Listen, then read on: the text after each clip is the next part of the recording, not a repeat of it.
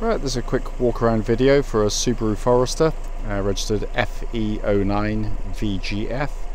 Mileage on the car currently is, I think from memory, 72,000, but I'll double check that inside in a second. But really lovely looking car. But I'm just going to go around it panel by panel for you. Starting with the bonnet, very clean. Any stone chips are very minor indeed. Obviously engine running through this, but bear in mind the engine does sound noisier on these videos than it does in reality when you're stood here, and you can hear the air conditioning clicking on and off. But really nice, clean, straight car actually. I'll do the offside first. So offside front wing, I can't really see a mark on it. There must be the odd tiny little stone chip somewhere. Front alloy wheel, very good indeed. Just a tiny bit of marks on the centre there, around the centre cap. And front tyres got absolutely tons and tons of tread in it. It looks virtually like new. Coming down the driver's door, again, very clean indeed. There'll be the odd tiny little mark somewhere on it, but you know, it's incredibly clean and crisp. Rear alloy, exactly as the front, very good, just around the centre cap there again, just a few little marks. And again, tyre looks pretty much like brand new on there, tons of tread on it. I can't see any dimple dents, no dents at all on there, just come down.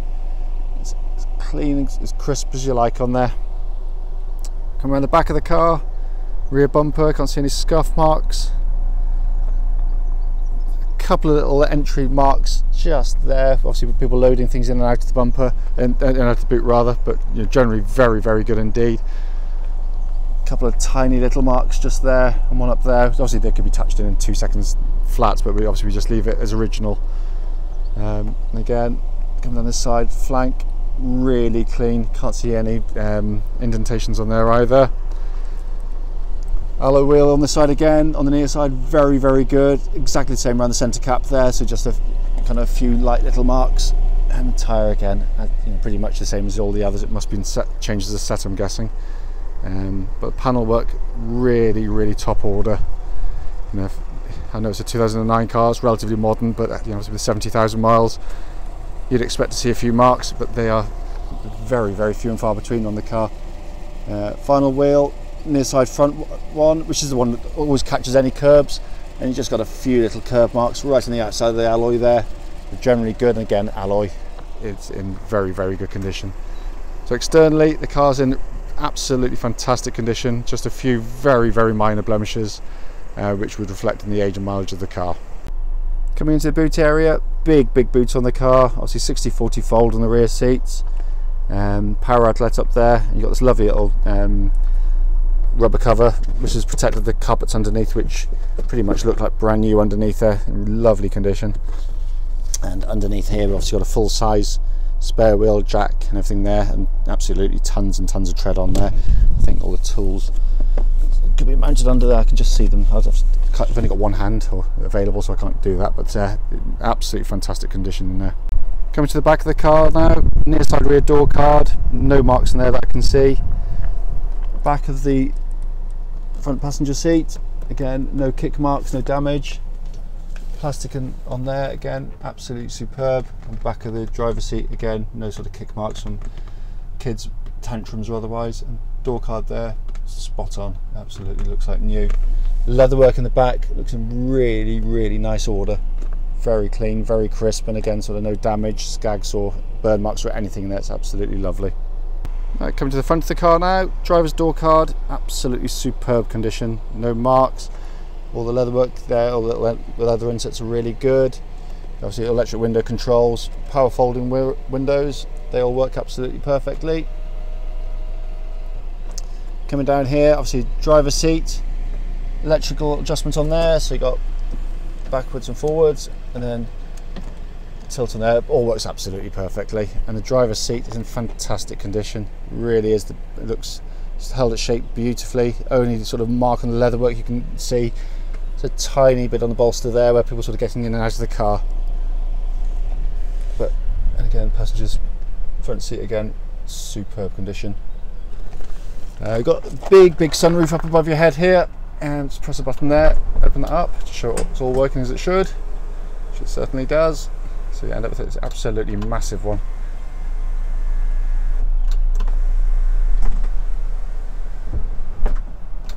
we go. Right, so inside the car now. Car is in fantastic condition in here. The plastics inside the car, really, really lovely condition. Let's pan around here. Obviously you've got your big sat-nav system, all fully functional, as you can see there, showing where we are. Coming down here, radio of course, and that works absolutely perfectly, just show you. PG's, lovely. Air conditioning is blowing out lovely cold air, that's fully functional. Obviously automatic transmission lever. On the following road test video I show that all works absolutely perfectly. And you've got heated seat buttons again, work absolutely fine, exactly as they should. Coming across here, we've got just go into the dashboard, so we've got 73,671 miles, engine running, no warning lights on the dashboard at all there. And then we obviously steering wheel again, all in absolutely fantastic condition. This was given just the lightest of valets, or cleans really, not even a valet. It was in such nice condition when it came down to us. So all in all, so I can't fault the car. And so quickly pan down here for you just to show we have got the lock and wheel nut for the car. I know those can go walkabouts on lots of used cars. Right, this is a video for a Subaru Forester. This is a 2.5 litre petrol automatic. Car's registered FE09VGF, and the mileage at the start of this brief road test is 73,664 miles. Reason we do the road test is basically because we're selling to customers from all over the near continent and the extremes of the UK, is that we feel it's right to show you the car in operation prior to coming to see us, and on exactly the same roads as you'll be conducting your own road test should you come to see the car and show an interest in the vehicle. What I try and do the road test is basically mimic exactly what you do yourself and go through kind of the mechanical items of the car, things that any potential purchaser should do on a car, and sort of go through those one by one for you as best I can. Brief background to this car, chap's just bought a Toyota Land Cruiser off us and part exchange this car in. So obviously it's gone from a four-wheel drive to another four-wheel drive, different type, different needs. This car's got a lovely service history. I think cam belt was changed about 10,000 miles ago from memory, and a very recent MOT as well. So first things first, before I get into kind of how the car feels, I always start with the engines of the car. Obviously I'm pretty sure, but I could be proved wrong, it's probably a flat 4 under the engine, under the bonnet, sort of a boxer engine. The engine starts absolutely on the button, it's idling rock steady here. There's no warning lights on the vehicle at all relating to the engine or anything else. The engine pulls very, very sweetly, very smooth. It's a really gutsy engine actually, got a lot of low down torque, but it's got a lovely Subaru soundtrack to go with it. It's it's a really nicely engineered engine in the car, but as an example of one, I can't fault it. It's if it was making any sort of strange noises or mechanical issues, then I'd tell you about it straight away, but it drives absolutely beautifully. This is probably only my second drive in a Forester, and I can see why they're so sought after. It's got a lovely solid feel about it, but say more of that in due course. Engine then drives through to the automatic gearbox. It feels like any very good Japanese automatic gearbox, in all honesty. It's got a real smoothness about the gear changes. There's no delays, there's no thumps, there's no mechanical noises that would scare you half to death. From stationary, putting it from neutral into drive or into reverse is pretty much instant. There's no delays, and there's no big thuds. And the reason we do that is, as anyone should, is that will show up any kind of obvious signs of internal gearbox wear. But this feels incredibly tight. It's a lovely gear change, very, very smooth, very quick actually for an auto. So in that respect, the automatic side of it and the engine work together really, really well. Sometimes too weedy an engine or one that's not powerful enough, you know, they can be kind of hard work. You know, the whole point of an auto should be that you relax with the car.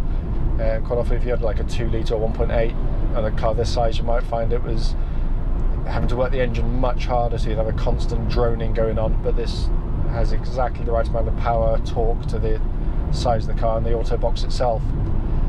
Auto box also has this, I don't know what you call it, Tiptronic manual function. So push it to the right now, change up or down, whichever one to go. So down to third, back up, and imagine I was overtaking the cars in front, but didn't want the automatic gearbox to change up halfway through the overtaking manoeuvre. Just drop it back to third, accelerate by them, and then change back up when I feel comfortable doing it. And it all works. All the functions work absolutely brilliantly. It really does. So engine, gearbox, without fault. Can't fault them in any way. And trust me, I do fault them if there's something wrong.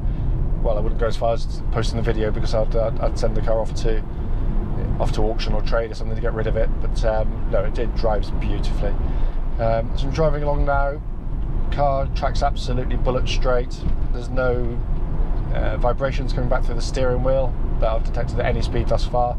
And the steering itself, you know, lovely old school power steering on the car. Got plenty of feel. It's very direct.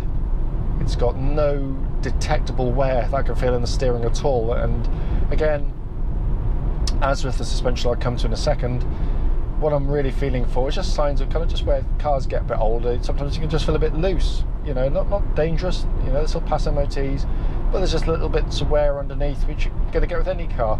And notably on the steering, it'll be things like obviously the steering rack and columns, to a lesser degree in fairness, but then things like track rod ends, ball joints, that kind of stuff, where you turn the car and it steers, but it's just lost a little bit of its sharpness.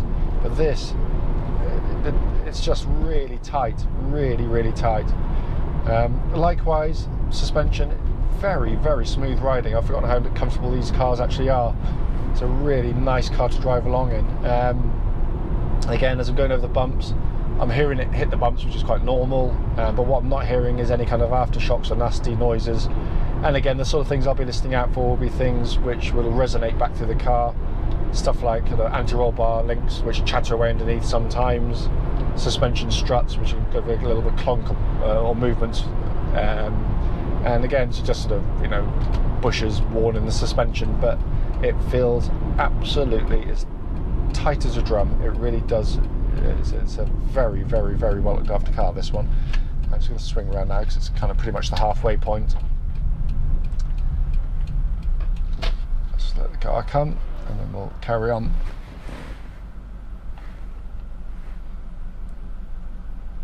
Albeit very slowly. Right then, let's go. So also just to check quickly for you, I'm just going to give the brakes a sharp dab. That's fine. Basically, it's pulling up. The nose is going down nice and straight. It's not right, it's not left. Brake pedal exhibits no pulsing, no noises like sort of, you know, grinding brakes or otherwise. We'll check all that anyway. But the brakes feel very, very good indeed. As I'm driving at speed, obviously any cars fitted with these big electric sunroofs, obviously if there's any kind of, if you have fitted rides or you've got poorly fitted windscreen, then you might get a bit of wind noise coming through which shouldn't be there, but I can't detect any. It's well, I can detect wind noise clearly, I can't detect some, you know, the noises that shouldn't be there. There's no ingress whistling away or otherwise, so all is quiet and serene in that sense. Looking around inside the car now, obviously this is pretty much top of the range from what I understand, given the fact that you've got this big, you know, panoramic glass roof. You've got the sat nav, full black leather interior. It's a very, very high spec car. Dashboard's in really nice order. You know, there's only sort of moderate signs of wear on it, which, you know, given the age of the car, you'd expect to have something on the car. But it's all beautifully put together. There's not even a hint of a squeak or buzz, trim or rattle or anything from inside the car. You know, obviously they're designed to sort of go properly cross country. You know, very popular in countries like Australia and the Far East. You know, over sort of rough roads, and they take their miles incredibly well. You know, massive mileages as well. Sat nav system on the car, nice high up display, all working absolutely perfectly. Coming down below here, got big stereo system, very nice and simple and easy to use. Put that on, that all works absolutely fine. I'll probably find a station for you in a second. Air conditioning system down here, again it's coming out absolutely ice cold, the air, so that's that. I always check that on test drive as well. Going across to the instrument panel rather, very typical Subaru panel, nice, dead simple, legible instruments, very easy to assimilate the information. Temperature gauge around about a third of the way, which is spot on for the car. As I said, no warning lights on the car, all displays are perfect, no pixelation at all on those. Obviously got multifunction steering wheel here, so but the wheels in really good order as well. Just going to set the cruise control. I'm just going to speed it up, slow it down. That works absolutely perfectly. Pretty much, basically every button I pressed works absolutely as I'd expect, which, given obviously it's Japanese heritage, it pretty much goes without saying. But it's just nice to see it all in operation. Pretty much as I was alluding to at the start of the video, what's much harder to get across in the video is just how kind of altogether the car feels. I've driven some of these, which probably would still go on for years, but they've been on the farms, they've been used for their purpose, I guess, and they feel as though they've been up and down some pretty rough tracks. So inevitably, as well put together as they are, it just feels a little bit tired, a little bit loose.